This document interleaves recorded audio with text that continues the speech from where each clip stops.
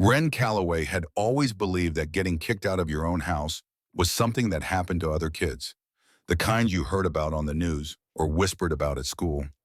Never something that reached into your own life and tore it open, until it did. It was late November in Millbrook, Montana, the kind of night when the cold settled into your bones before you even stepped outside. The sky hung dark and heavy, starless, pressing down on the small house like it had already made up its mind about how the night would end. Wren stood in the narrow hallway with her fists clenched at her sides. Her heart pounded so loudly she thought it might give her away. From the living room came her stepfather's voice, sharp, impatient, final. "You're not my responsibility anymore." She was 16 years old, too old to be a kid, too young to be anything else.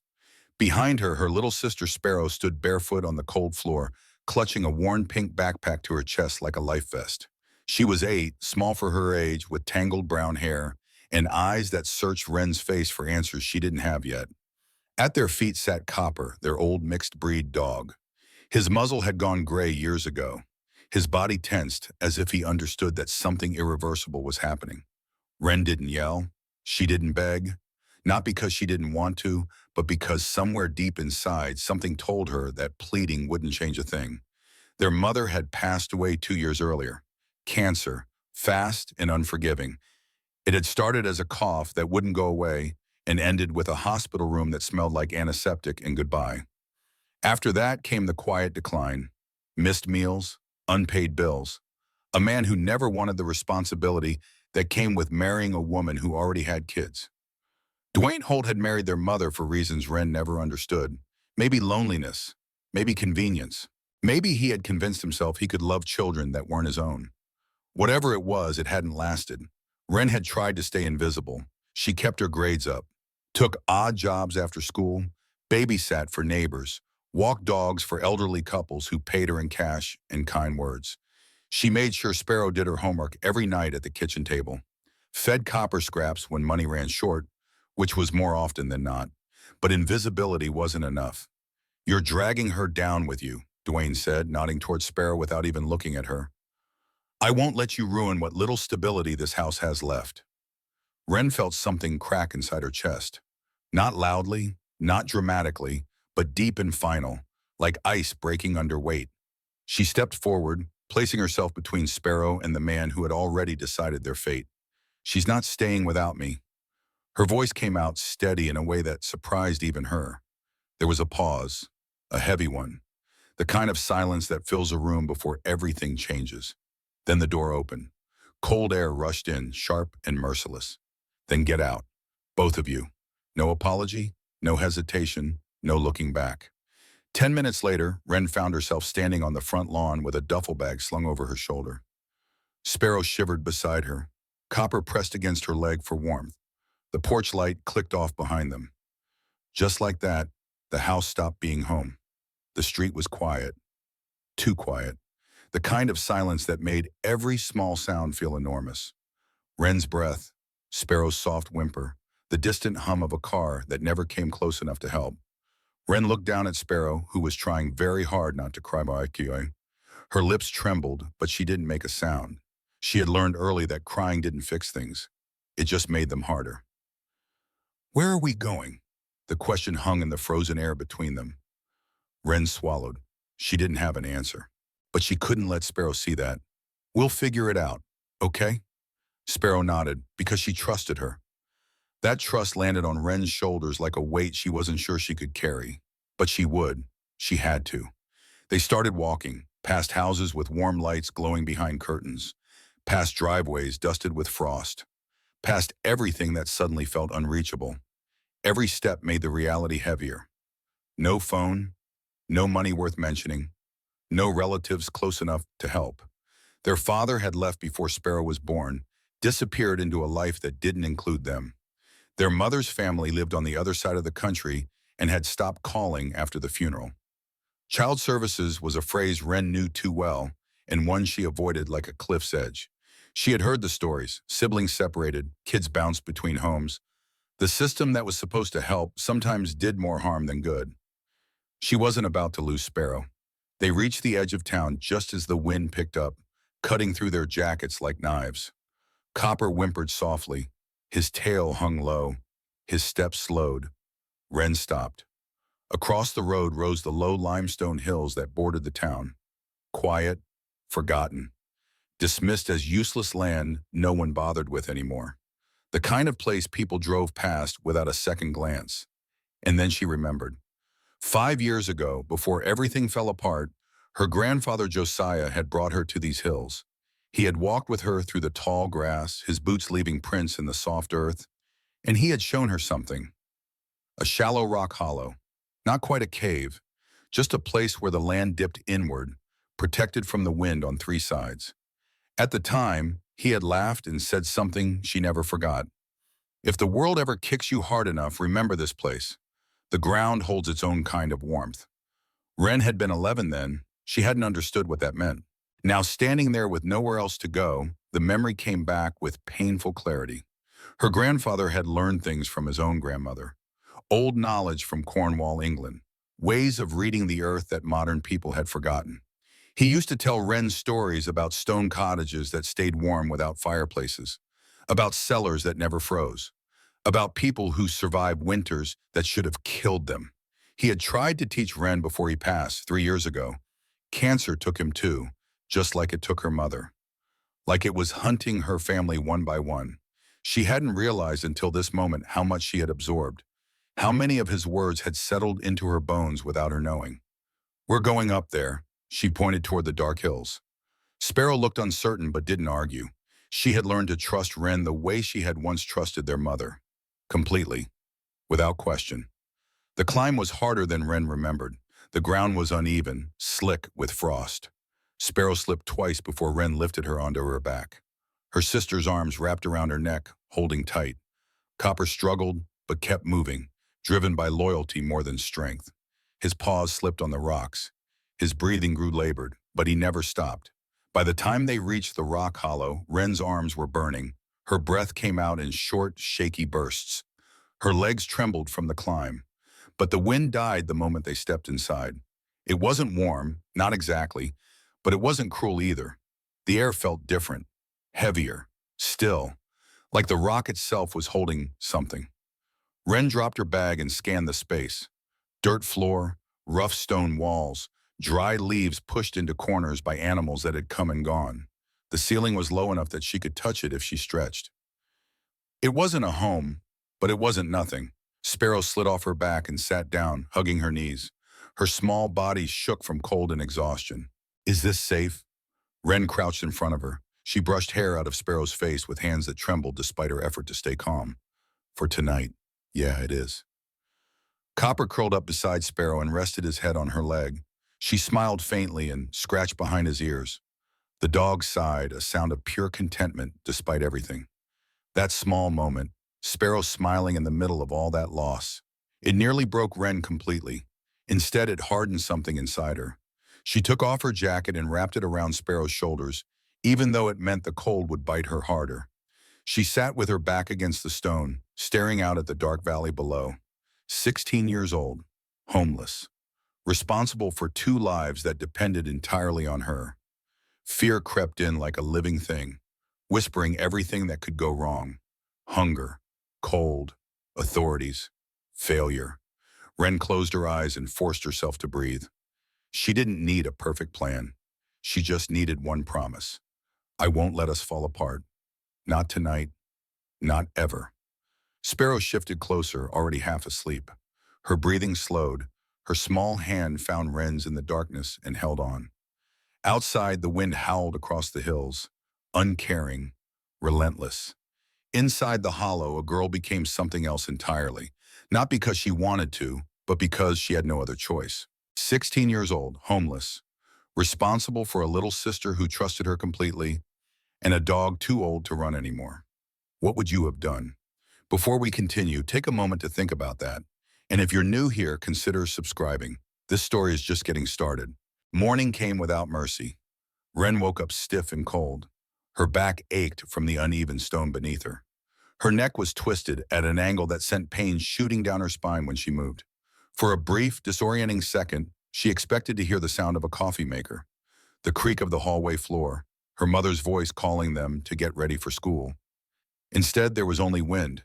It slipped past the limestone walls in low, hollow sighs, carrying the smell of frost and damp earth. The sky outside the rock hollow was pale gray, the kind of color that promised no warmth anytime soon. Sparrow was still asleep, curled tight under Wren's jacket, her face drawn but peaceful. Whatever nightmares might come, they hadn't found her yet. Copper lay beside her, alert despite his age, lifting his head the moment Wren shifted. His eyes, clouded with cataracts but still watchful, tracked her every movement.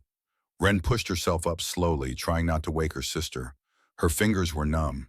When she rubbed them together, they burned sharply, as if reminding her that last night hadn't been a bad dream. This was real. They were still here. She stepped outside and scanned the valley below. The town sat quietly in the distance. Smoke curled from chimneys. People moved through routines that hadn't been shattered overnight. Life going on as if nothing had changed. Wren felt a brief, bitter twist in her stomach. Down there, kids her age were waking up in warm beds, eating breakfast their parents made, complaining about school. She pushed the thought away. Bitterness wouldn't keep them alive. By the time Sparrow woke, Wren had managed to start a small fire using twigs and a lighter she had kept hidden in her pocket for months. It was a habit from darker days, a precaution she never thought she would actually need. The flames were weak, but they were something. Sparrow held her hands toward the warmth, her face brightening for the first time since last night. "Are we going home today?" Sparrow's voice was soft, hopeful in a way that made Wren's chest tighten. She knelt in front of her sister and forced a calm expression.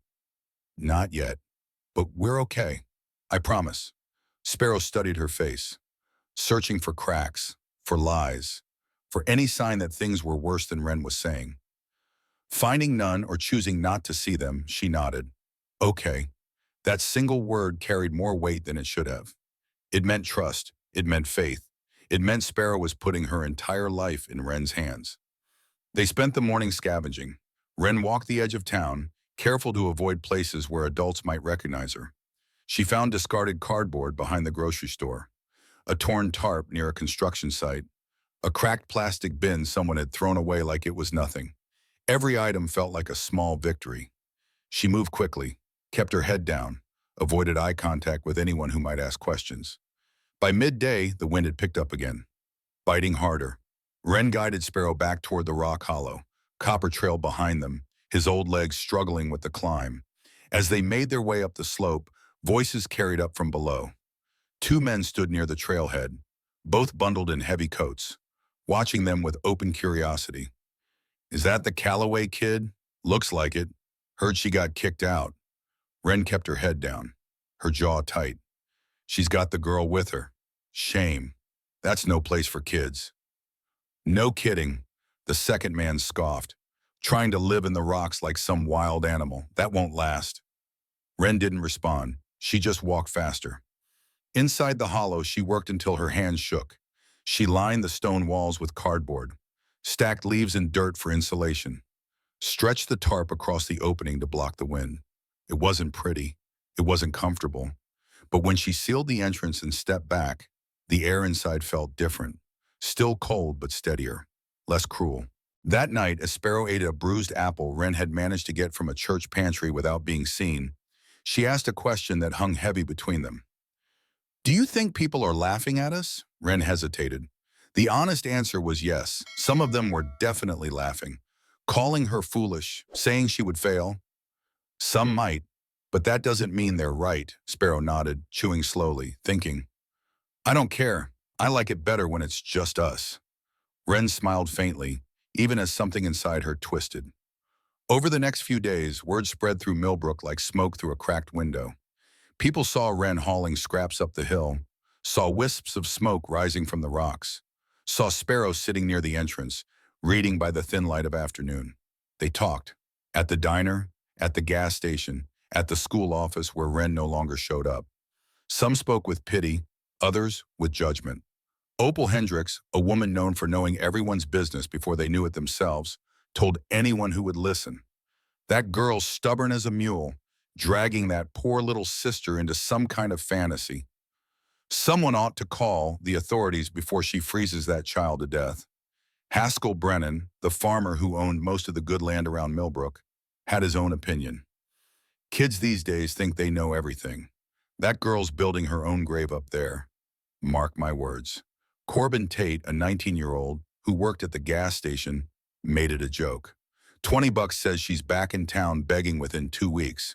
Anyone want to take that bet? Deputy Virgil Moss drove up the trail one afternoon in his county vehicle. He stepped out slowly, his boots crunching on the gravel. Miss Calloway, I've received some concerns from residents. This situation doesn't look sustainable. Wren stood her ground. We're fine. Moss looked past her at the tarp-covered entrance, the thin trail of smoke. Kids don't survive winters like this. Someone needs to step in before something bad happens. Wren said nothing. Moss sighed and drove away, but Wren knew he would be back. They always came back. One afternoon, a pickup truck slowed near the trailhead. A woman leaned out the window, her voice sharp with forced concern. You can't live up there, honey. That's dangerous. You're making a terrible mistake. Wren stopped, heart pounding. We're fine. The woman shook her head. That's what everyone says before things go wrong. The truck drove off, leaving dust and unease behind. That night, the temperature dropped fast. The fire struggled. Copper whimpered softly in his sleep. Sparrow coughed, a dry sound that echoed too loudly in the small space. Wren lay awake, staring at the dark stone ceiling. Fear pressed down on her like a physical weight. What if they were right? What if this place really was a mistake? The thought terrified her. Not because she believed it, but because if it were true, she had nowhere else to go. She sat up and pressed her palm against the stone wall. It wasn't warm, but it wasn't freezing either. The cold outside was brutal, unforgiving. Inside the rock, it felt muted, delayed, like the stone itself was standing between them and the worst of it.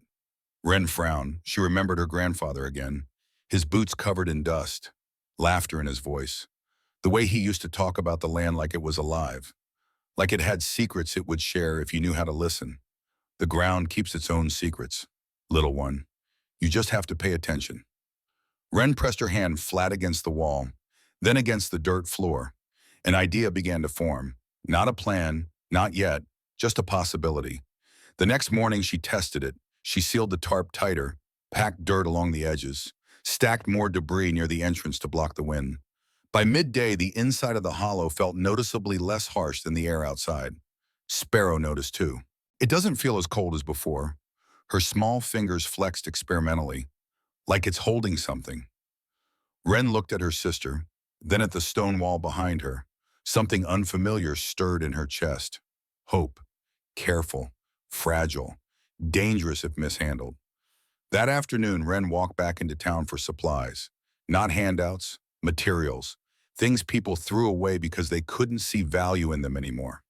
Behind a closed hardware store, she found cracked plywood leaning against a dumpster.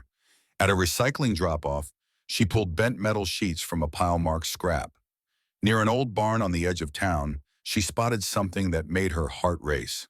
Glass, not whole panes, nothing that easy. Just sections of old windows stacked behind the barn, cloudy but intact enough to let light through.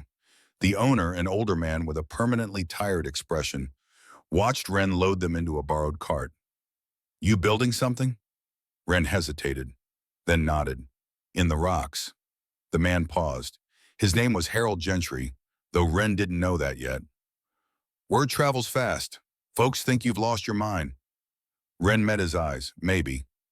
Harold studied her for a moment longer than felt comfortable. There was something in his gaze. Recognition, maybe, or memory. Take them. They're no good to me. Wren swallowed. Thank you. Harold nodded once, then turned back to his work. She didn't know it then, but that would be the last time she ever saw him alive. The climb back up the hill nearly broke her. Her arms shook. Her breath burned. Copper stopped twice, forcing Wren to rest so the dog could keep going. But when she finally leaned the glass against the stone wall, something clicked. Light. Not warmth. Not yet. But light. That night, Wren lay awake staring at the tarp-covered entrance. She thought about how sunlight angled low in winter, how the stone held temperature differently than air, how covering the opening might be protecting them, but also blocking something else. In the early hours before dawn, Wren made a decision, one that would change everything. The next day, she tore the tarp down. Sparrow watched with wide eyes. "Why are you doing that?" "Because I think I was wrong about hiding." Wren used the plywood to build a rough frame at the entrance, angling it toward the south the way she had seen greenhouses do in pictures from the library. The glass pieces didn't fit cleanly, so she patched gaps with plastic and rags, sealing them with mud that would harden like cement. It looked ridiculous. Even Wren could see that.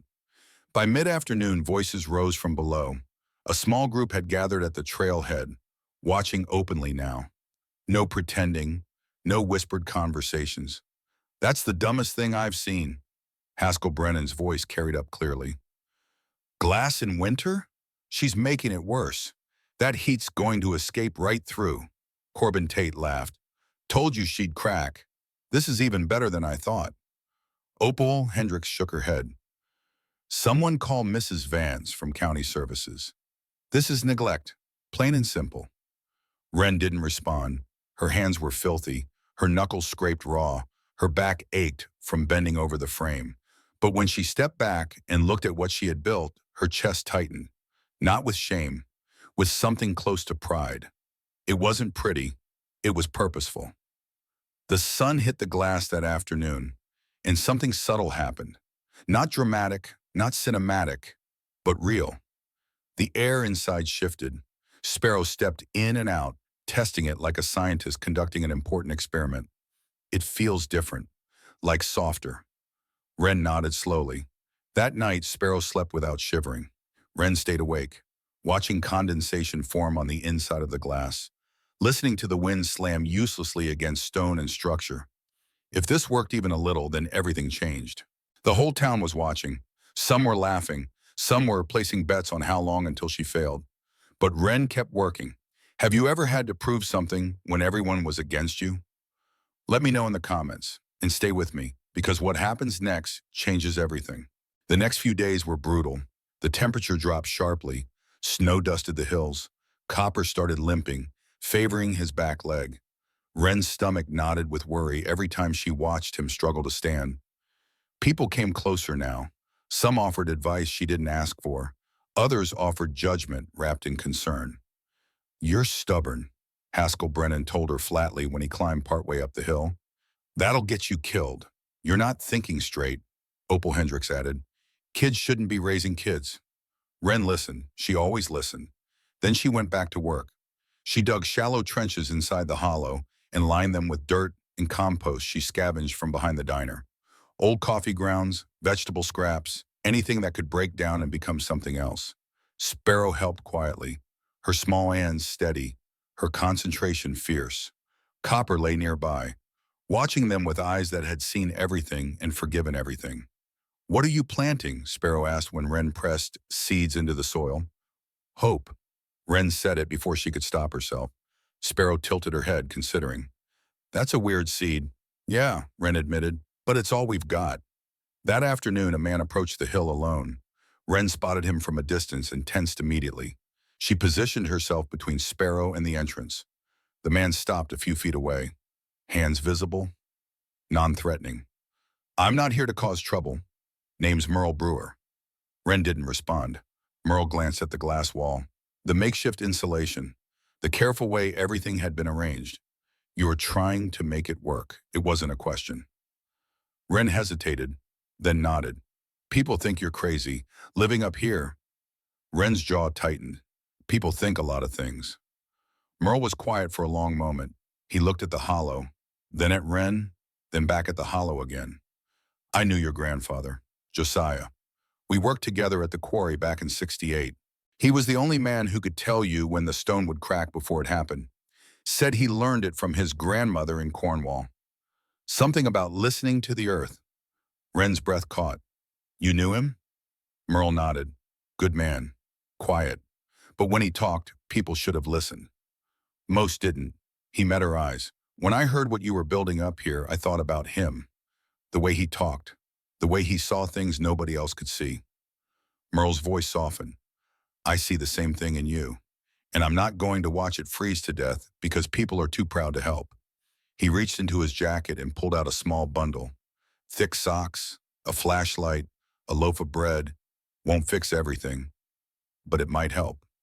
Wren stared at the items, suspicion and gratitude colliding inside her. She took the bag with shaking hands. Thank you. Merle nodded once, then turned to leave. He paused at the trail. Your grandfather would be proud of you. Just thought you should know that. He walked away without looking back. That night, Wren sat awake again.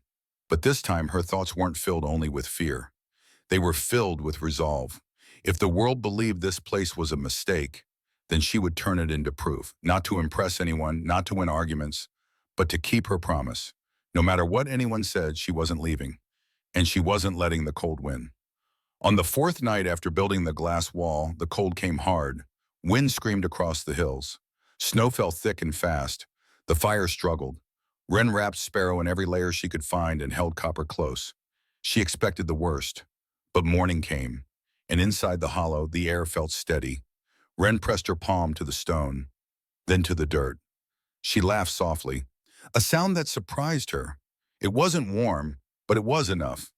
By the end of the week, tiny green shoots pushed through the soil. Sparrow gasped when she saw them. Wren, look! Wren dropped to her knees, staring like she didn't trust her eyes. They weren't much, fragile, barely alive, just small green threads pushing up through the dark earth. But they were there. They didn't die. Sparrow whispered. She touched one leaf with the tip of her finger, careful like it might disappear if she breathed too hard. Number Wren's voice was thick. They didn't. Above them, voices still laughed, still judged, still warned. Wren didn't argue. She didn't explain. She just kept building. Mrs. Lenora Vance arrived on a Tuesday morning. Wren saw the county car from a distance, watched it park at the trailhead, watched the woman step out in her sensible coat, clipboard in hand. Child Protective Services. The words had haunted Wren's nightmares for 2 years. Mrs. Vance climbed the hill with the careful determination of someone who had done this many times before. Her face was neutral, professional, impossible to read. Miss Calloway. She stopped a few feet from the entrance. I've received multiple reports about your living situation. This is an official assessment visit. Wren stood her ground. She's safe. That's what I'm here to determine. Vance stepped inside without waiting for an invitation. Her eyes moved slowly across the space. The glass wall, the insulated walls, the small fire. The planting beds with their fragile green shoots. Sparrow sat near the back, reading a book she had found in a free library box downtown. Copper lay beside her, head on his paws. Vance's expression flickered. Just for a moment, it's warmer than I expected. Wren said nothing. But this doesn't constitute proper shelter. Vance's voice hardened. You're 16 years old. Your sister is 8. This situation is untenable. She's healthy. She's eating. She's not scared. That's not the point. Then what is? Vance met her eyes. The point is that children deserve stability, structure, a roof that won't collapse under the first heavy snow. This roof has held, so far. The silence stretched between them. Finally, Vance sighed. I'm giving you 3 weeks, until mid-January. Find alternative arrangements, or I'll have no choice but to consider placement options for your sister. Placement. The word hit Wren like a physical blow. Separate. They wanted to separate them. 3 weeks. Vance turned to leave, then paused. For what it's worth, Miss Calloway, I hope you prove me wrong. She walked down the hill without looking back. That night, Wren didn't sleep at all. She sat in the dark, watching Sparrow's chest rise and fall, listening to Copper's quiet breathing. 3 weeks. She had 3 weeks to prove that this place was more than a desperate mistake. 3 weeks to prove that she could keep her family together. Nella Ashford was 22 years old and worked at the small library in Millbrook. She had watched the Calloway situation unfold like everyone else, heard the gossip, seen the judgment. But unlike everyone else, she didn't laugh. She climbed the hill on a cold December afternoon. Alone, no clipboard, no authority, just curiosity. Can I ask you something? Wren looked up from the planting beds. Suspicious. Depends. How does it work? Nella gestured at the glass wall, the careful insulation, the green shoots pushing through the dirt. Everyone says it shouldn't, but it clearly does. Wren studied her for a long moment. Then she explained. Sunlight passes through the glass, hits the stone and dirt. They absorb the heat during the day. At night, they release it slowly. The glass prevents the warm air from escaping. She paused. My grandfather called it borrowed sunshine. It's not magic, it's just physics. Nella nodded, her eyes bright with understanding. She pulled out a small notebook. Would you mind if I wrote some of this down? Wren hesitated. Maybe, because someone should remember. Knowledge like this shouldn't disappear just because people stop paying attention. Nella became a regular visitor after that. She brought books, pencils. Once, a jar of homemade soup that Sparrow devoured in minutes, licking the spoon clean. She never offered judgment, never suggested Wren was wrong. She just listened and wrote. Old Mrs. Beulah Garrett came next. She was 78 years old, had lived in Millbrook her entire life, remembered winters that modern people only read about in history books. She climbed the hill slowly, leaning on a walking stick that had belonged to her father. Wren tensed when she saw her coming, but Beulah just stood at the entrance, looking at the glass wall, the stone, the careful work. Round things last, she said finally. Square things break. That's what my grandmother used to say. Wren didn't know how to respond. Beulah turned to look at her, eyes sharp despite her age. The old ways always come back for the same reason. Because they work. She left a bundle of dried herbs near the entrance. For the cough, she said. The little one. I heard her from the trail. Wren found her voice. Thank you. Beulah shrugged. Don't thank me yet. Winter hasn't even started. Winter didn't arrive all at once. It crept in quietly, patiently, like it had all the time in the world. The first real cold snap hit 3 days after the green shoots appeared. Snow fell heavy and wet, clinging to the glass wall until Wren had to scrape it off with numb hands just to let light through. The wind howled across the hills, slamming into the rock hollow with a force that made the walls tremble. But inside, the air held steady. The plants kept growing. Sparrow started sleeping through the night again, and something shifted in the way people looked at Wren when she came down to town. Not respect, not yet, but curiosity. A woman stopped her outside the grocery store. Mrs. Nettie Reynolds, middle-aged, tired eyes, hands that had worked hard for everything they had. I heard you're growing things up there. Wren nodded cautiously. In winter? Yes. Reynolds studied her for a long moment. My husband lost his job last month. The food trucks haven't been running regular. I wouldn't ask if I didn't have to, but I have 2 kids at home, and the pantry's nearly empty.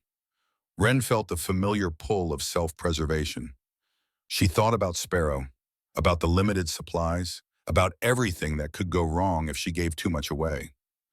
Then she thought about what it felt like to be hungry, to be desperate, to have no one who would help. I can spare a little. Reynolds' eyes filled with tears. She quickly blinked away. Thank you. I'll pay you back somehow. Wren shook her head. Just remember who helped when this is over. Reynolds nodded, and she did remember. She told everyone. Within days, more people came. Quietly, carefully, one at a time. Some apologized for what they had said before. Others didn't. A few still looked uncomfortable. Like accepting help from a teenager living in a rock unsettled something they didn't want to examine. Wren didn't push. She shared when she could, and when she couldn't, she said so. One evening, as the sun dipped low and cast long shadows through the glass, Sparrow leaned against Wren's shoulder. Do you think they'll make us leave? Wren was quiet for a moment. I don't know, but I know this works. Sparrow nodded. I like that it works. So do I. The cold settled in like it had no intention of leaving. By mid-January, winter stopped being a season and became a condition. Pipes froze across the valley. Power flickered and died. Delivery trucks couldn't make it through the mountain passes. The kind of cold that didn't just make things uncomfortable, it made them fail. Wren noticed the change before most people did. Not because she was smarter, but because she lived closer to the edge. The trail up the hill grew quieter. Fewer boots passed by. Fewer cars drove the road below. Smoke from chimneys thinned as firewood ran low. Inside the hollow, the plants kept growing. Slowly, steadily, not enough to feel rich, but enough to notice the difference between scarcity and absence. Wren rationed carefully. She tracked every leaf, every root, every calorie like it mattered. Because it did. Sparrow was stronger now, her cheeks less hollow, her cough gone entirely. Copper moved easier, even wagged his tail some mornings when Wren scratched behind his ears. But the town below wasn't doing as well. The first real crisis came quietly. Mrs. Reynolds returned one afternoon, her face pale, her hands trembling as she stood just outside the entrance. "I wouldn't come if I didn't have to, but the pantry is completely empty now. The trucks aren't coming until next week. Maybe longer, and I have 5 people depending on me. 2 of them are children." Wren felt her chest tighten. She looked back at the planting beds. They could spare some, but not much. She filled a small bundle anyway. When Reynolds left, Sparrow watched her sister silently. She had seen how much Wren gave away, seen the planting beds grow emptier with each visitor. "Are we going to be okay?" Wren looked at her sister, at the trust in those eyes that hadn't wavered once since that first night. "We always figure it out. It wasn't a lie, but it wasn't the whole truth either." 2 days later, a man from the far edge of town showed up, someone Wren had never spoken to before. His boots were worn thin, his eyes tired in a way that told a story without words. "My wife's pregnant. We're out of food." Wren hesitated longer this time. She gave him what she could. By the end of the week, the visits weren't occasional anymore. They were constant. People came in ones and twos at first, then threes, then whole families standing awkwardly at the trailhead.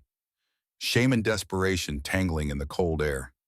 Some apologized, others didn't. A few tried to offer money they didn't really have. Wren refused every dollar. She didn't want to owe anyone. But every time she handed food away, the pit in her stomach grew heavier. The math was starting to fail. Merle came up the hill late one evening, his expression grim. "Town meeting tomorrow. They're talking about you." Wren didn't look surprised. "What kind of talking?" Merle exhaled slowly. "Some folks think you're hoarding. Others think you're a miracle. A few are saying this whole thing proves you shouldn't be up here at all." Wren stared at the plants, the glow of lantern light reflecting off the glass. "And you?" Merle met her eyes. "I think you're about to be asked to make a choice no one your age should have to make." She gave away almost everything. The planting beds looked bare. The shelter felt fragile again, but sometimes the greatest risks lead to the greatest rewards. Would you have made the same choice? Think about that. We'll continue in just a moment. The storm hit on January 23rd. It began like storms always did in Montana. Snow falling steady through the morning, wind picking up by noon, visibility dropping through the afternoon. But this storm didn't stop. By midnight, the temperature had plummeted. The wind screamed across the hills with a sound like freight trains colliding in the dark. Snow didn't fall anymore. It flew sideways. Inside the hollow, Wren fed the fire constantly, watching the flames struggle against the cold that pressed in from every direction. Sparrow huddled close to the wall, eyes wide in the flickering light. Copper lay between them, breathing steady, a warm presence in the growing dark. The glass wall held. The stone absorbed what heat there was and released it slowly. But outside, the world was dying. Wren could hear it. The crack of branches breaking under ice. The groan of structures giving way. The silence between gusts that felt heavier than the wind itself. Day 2. The temperature dropped to 32 below zero. Wind chill pushed it past -50. Wren's breath froze the moment it left her lips, crystals forming in the air before her eyes. She stepped outside just once, to check the glass, to clear the snow that threatened to block the light. The cold hit her like a physical wall. 3 minutes. That's how long exposed skin could last before frostbite began. She worked fast, hands burning, lungs aching. When she stumbled back inside, Sparrow was crying. "I thought you weren't coming back." Wren pulled her close. "I'm not going anywhere." Day 3. Copper stopped eating. Wren noticed it first thing in the morning, the way the old dog didn't lift his head when she opened the food container, the way his breathing had grown shallow, labored. She knelt beside him, pressed her hand against his ribs. Too cold, too weak. Panic flared hot and sudden in her chest. "Hey, buddy, come on." Copper's tail moved once. Barely. Sparrow saw it too. She crouched beside Wren, her small hands hovering uncertainly over Copper's fur. "Is he sick?" Wren swallowed hard. "He's old, and it's cold. It wasn't an answer, but it was all she had. That night, Wren didn't sleep at all. She sat with Copper pressed against her chest, wrapped in every blanket they owned, feeding the fire until her hands shook from exhaustion. Outside, the wind screamed like it wanted in. Snow piled up against the rock, sealing them into their fragile shelter. The hollow held, but barely. Day 4, Sparrow started coughing again. It wasn't loud, just a small, dry sound that echoed too much in the enclosed space. Wren froze. She knelt in front of her sister, checking her forehead, her hands. Cold, but not dangerously so. Still, fear clawed at her with vicious intensity. This wasn't about pride anymore. This wasn't about proving anyone wrong. This was about whether her choice, her stubborn belief in this place, was slowly killing the people she loved. Day 5. Wren reached her breaking point. She pulled on her jacket and stepped outside, into wind so sharp it stole her breath. Snow came up to her knees. The town below was nearly invisible, swallowed by white. She stood there shaking, and did something she hadn't done since the night they were kicked out. She doubted herself. Every voice that had mocked her came rushing back. Every warning, every look of pity. You're making it worse. This is neglect. Kids don't survive winters like this. Wren leaned her forehead against the stone wall and closed her eyes. I'm trying, she whispered. I really am. Inside, Sparrow sat with Copper's head in her lap, stroking his fur slowly, rhythmically, like she was afraid to stop. Don't leave, she murmured to the dog. Please don't leave. Wren turned away so her sister wouldn't see her face. That afternoon, she stepped outside and screamed into the empty hills until her throat burned. No words, just sound. Raw and desperate and furious. When she came back inside, Sparrow was awake. Her sister looked at her quietly. Then Sparrow did something that undid Wren completely. She stood up, walked across the hollow on bare feet that should have been cold but moved with purpose, and she took Wren's hand in both of hers, 8 years old, standing in a rock shelter in the middle of a blizzard. And she was the one offering comfort. We'll be okay. Not a question, not a hope, a statement. Like she had already decided and was just informing Wren of the facts. Wren knelt in front of her, pressing her forehead to those small fingers that had never let go. Not once, not through any of it. I don't know if I can do this. Her voice broke on the last word.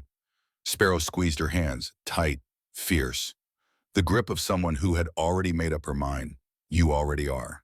You've been doing it this whole time. You just forgot to notice. In that moment, something shifted. The roles reversed. The big sister became the one who needed holding, and the little sister became the anchor. That night, Merle appeared at the entrance, half frozen, breathing hard from the climb. Brought what I could. Dog food, a heating pad, a few packets of instant soup. Won't fix everything, but it might help. Copper's breathing eased a little after that. Not much, but enough. Wren rigged the heating pad near the dog, careful not to let it touch anything flammable. She fed him slowly, spoon by spoon, whispering encouragement like it mattered. The green shoots near the back wall wilted slightly in the cold. Wren noticed immediately, her heart sinking. Not now, not after everything. But she adjusted the glass, changed its angle slightly, sealed more gaps, stacked dirt against the north wall. Everything small, everything desperate. The storm eased just enough for light to break through the clouds. The next morning, sunlight hit the glass and stayed. Inside the hollow, the air warmed by degrees. Slowly, quietly, a leaf unfurled. Just one, but it was alive. Wren laughed, a broken sound that turned into something dangerously close to a sob. They weren't safe. Not yet. But winter hadn't won. Day 7, a knock on the glass. Wren stiffened immediately, stepping between the entrance and Sparrow. Copper growled low in his throat. A figure stood outside, bundled against the cold, face barely visible. Haskell Brennan, the farmer who had called her crazy, who had laughed loudest when she built the glass wall, who had told anyone who would listen that she was building her own grave. His face was gray, his lips blue at the edges. 2 of his fingers had gone white. Frostbite. My house. His voice cracked. The heating failed. My wife. My daughter. Please. Wren looked at him for a long moment, remembered every word he had said, every laugh, every dismissal. Then she stepped aside. Come in. Brennan stumbled through the entrance. His wife followed. A woman Wren had never spoken to, eyes hollow with fear. And behind her, a little girl, 7 years old, shivering so hard she could barely walk. Sparrow was already moving, pulling blankets, making space. Copper lifted his head, tail moving once, weak but welcoming. The Brennan girl sat down beside him, her hand finding his fur automatically. Can I pet him? Sparrow nodded. He likes it behind the ears. Brennan stood in the middle of the hollow, looking around like he had stepped into another world. It's warm. Wren nodded. Yeah, it is. More came that night. Deputy Virgil Moss, his wife, both half frozen after their car died on the road. Corbin Tate, the 19-year-old who had bet she would fail. His trailer had lost all heat 18 hours ago. Mrs. Reynolds again, with her whole family this time. 5 people, including the 2 children, Wren had already helped feed. Opal Hendricks, the woman who had called her crazy to anyone who would listen. Now standing at the entrance, eyes wet with tears she refused to acknowledge. One by one, family by family. They came. By midnight, 17 people crowded into the rock hollow. 17 souls in a space meant for 3. It should have been chaos. It should have been impossible. But Wren organized. She divided the space, assigned corners, set up a rotation for fire tending. Sparrow helped, handing out blankets, sharing the small store of food. Copper moved between groups, letting everyone touch him, a warm presence in the crowded dark, and the hollow held. The glass wall kept the wind out.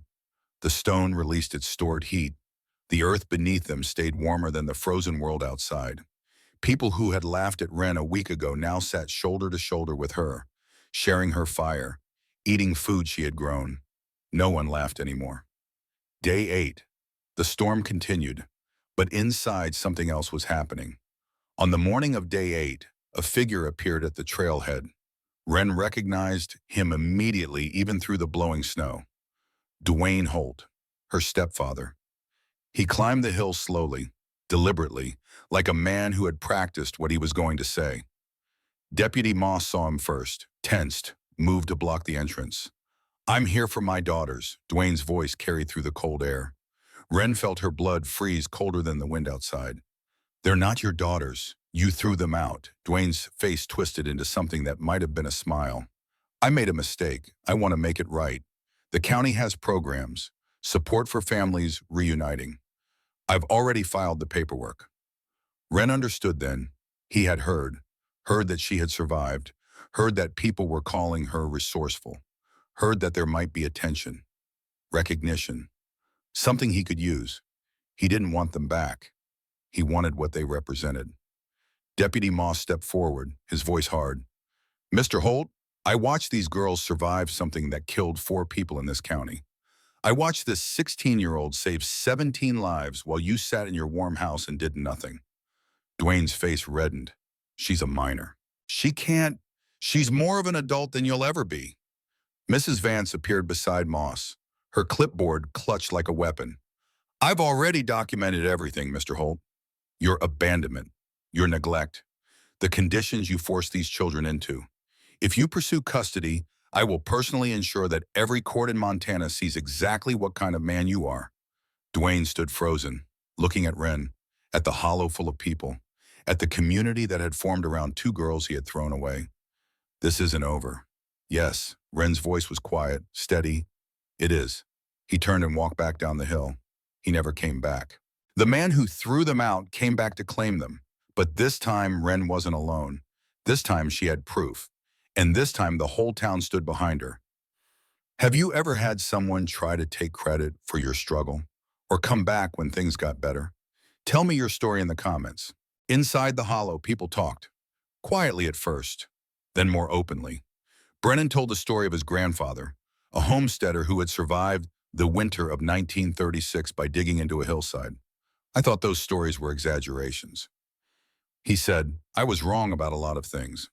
Deputy Moss sat with his back against the stone, his wife asleep on his shoulder. My grandmother used to talk about the old ways, how people lived before central heating, before insulation, before all the things we think we can't live without. He paused, We forgot too much. Wren listened. She didn't gloat, didn't say I told you so. She just explained. The glass lets light through but traps heat. The stone absorbs warmth during the day and releases it at night. The Earth 6 feet down stays around 54 degrees year-round. You work with those things instead of fighting them. She gestured at the small planting beds, still holding their fragile green, and you can grow food even in winter. If you understand how the sun moves, how water behaves, how life finds a way. People nodded. Some took notes on scraps of paper. Others just sat and absorbed, learning from a 16-year-old girl, because she was the only one who had paid attention. Day 9. The storm broke. Morning light spilled through the glen, brilliant and blinding after days of gray. Wren opened the entrance, stepped outside. The world was white, crystalline, silent, beautiful in a way that felt almost like forgiveness. Behind her, 17 people emerged, blinking in the light, taking their first deep breaths of air that didn't threaten to kill them. Brennan stood beside Wren, looking out at the valley below. 4 people died, he said quietly, across the county, frozen in their homes. Wren closed her eyes. Who? Brennan's voice was heavy. Old Mr. Whitaker, who ran the hardware store on Main Street. The Petersons out on Route 7, husband and wife, both in their 70s. And Harold Gentry, the man who gave you the glass. Wren's breath caught. She had never learned his name until now. Harold, the man with the tired eyes who had asked if she was building something, who had told her to take the glass because it was no good to him, who had looked at her with something like recognition. Harold Gentry, Brennan continued. He was 73, lived alone since his wife passed 10 years ago. He saw something in you that day. Told me about it at the diner a few days later. Said you reminded him of his daughter. She died young too. Wren's throat tightened. He gave her the glass because he believed in her, and she never got to thank him. Brennan turned to face her. I called you a fool. I said you were building your own grave. His voice broke. I was wrong. We were all wrong. You were building the only thing that could save us. Wren didn't know what to say, so she said nothing. Mrs. Vance found her later that morning, the CPS officer who had given her 3 weeks. I came here to take your sister away. Vance's voice was thick. Her professional mask cracked. Now I'm writing a report about how you saved 17 lives. Wren looked at her. I just did what my grandfather taught me. Vance shook her head. You did more than that. You believed in something when no one else did. That's not nothing. She paused. I'm recommending that you retain full custody of Sparrow, permanently, with support services to help you both transition to more stable housing. Wren's breath caught. You mean? I mean you won. Vance smiled. It looked unfamiliar on her face, like muscles she hadn't used in years. You proved everyone wrong, including me. Corbin Tate found her near the planting beds that afternoon. The 19-year-old who had bet $20 she would fail. He stood there awkwardly, hands shoved in his pockets, unable to meet her eyes. I was wrong about you, about all of this. Wren waited. I'm sorry, she nodded. Help me clear the snow off the glass. That's how you can make it up. He did. Spring came slowly. The snow melted into mud. The mud turned to grass. The hills softened, green pushing through the scars winter had left behind. 7 families began building their own earth-sheltered structures. Brennan donated land. Moss organized volunteer labor. Nella documented everything in her notebooks, filling page after page with diagrams and instructions. Wren taught anyone who would listen. She didn't keep secrets, didn't hoard knowledge. My grandfather didn't teach me, so I could keep it to myself. In September of that year, a team from Montana State University arrived in Millbrook. They had heard about the Callaway shelter, read Nella's documentation, wanted to see it for themselves. For 3 days, they measured, tested, recorded. The results surprised even them. The thermal efficiency was 2.1 times higher than standard wood frame construction. The earth-sheltered design maintained stable temperatures with minimal fuel input. The passive solar principles were identical to cutting-edge sustainable architecture. This is remarkable. The lead researcher, a professor of environmental engineering, stood in the hollow with genuine wonder on his face. These are the same concepts we teach in graduate programs. But this girl learned it from oral tradition, from her grandfather, from knowledge that was nearly lost. He turned to Wren. Have you ever considered studying architecture? Wren hadn't, not seriously, but the seed was planted. By April, the rock hollow had become something else entirely. Not just a shelter, a community greenhouse, a teaching space, a monument to what was possible when people stopped laughing and started listening. The town council offered Wren and Sparrow a small house at the edge of town, 2 bedrooms, a kitchen that smelled like dust and new beginnings. The first night there, Sparrow couldn't sleep. She wandered into Wren's room and sat on the edge of the bed. It's too quiet. Wren smiled. Yeah, it is. They lay awake together, listening to the unfamiliar sound of safety. Copper passed away 2 years later, peacefully, in his sleep, on a warm spring morning. Wren found him lying in a patch of sunlight by the window, still and quiet, finally at rest. She buried him on the hill, overlooking the hollow that had saved them all. Sparrow placed a small stone on the grave. He never left our side. Wren nodded. No, he didn't. They stood there together as the sun set, painting the hills in shades of gold and amber. Copper had been with them through everything. The good years before their mother got sick, the hard years after, the impossible night when they had nowhere to go, the endless climb up the hill, the cold nights and colder mornings. He had never complained, never faltered, never stopped believing that wherever they went, he would go too. And now he was home. Forever. 5 years after that November night, Wren returned to the hollow on a quiet autumn afternoon. She was 21 now, a junior at the University of Montana, studying sustainable architecture. Her professors said she had an intuition for design that couldn't be taught. She knew where it came from. Sparrow was with her, 13 years old now, taller than Wren had been at that age, eyes bright with a future that had once seemed impossible. She was at the top of her class, had friends who came over after school, had a room of her own in the small house the town had helped them build. She had stopped having nightmares about the cold 2 years ago. The glass wall still stood, repaired and maintained by the community that had grown around it. Inside, vegetables grew in neat rows, tended by volunteers, shared with anyone in need. On the stone wall, Wren found something she hadn't expected. A drawing, faded but still visible. 2 figures holding hands, a dog at their feet, a glass wall catching the light. Sparrow's work, from that first winter. Beside it, someone had carved words into the stone. The Callaway Shelter, built by a girl everyone doubted. Wren touched the letters, tracing them with her fingertips. She thought about that night 5 years ago, standing in the cold with nothing but her sister's hand in hers, wondering if she would survive until morning. She thought about all the voices that had told her she would fail, and all the quiet moments when she had believed them. She hadn't beaten winter. She had learned from it. That was the difference. Sparrow leaned against her shoulder. Do you ever think about what would have happened if you'd given up? Every day. Wren's voice was soft. But I didn't. That's the part that matters. Sparrow nodded. I'm glad you didn't. Me too.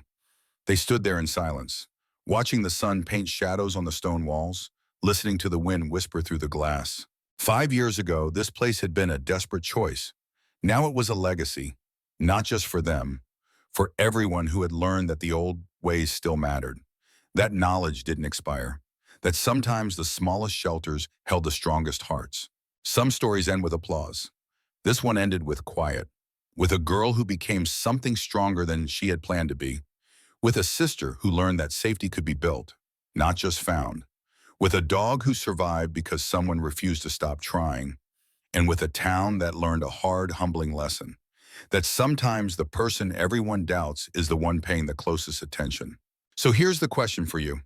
If you were Wren, standing in the cold with everything on the line, would you have stayed?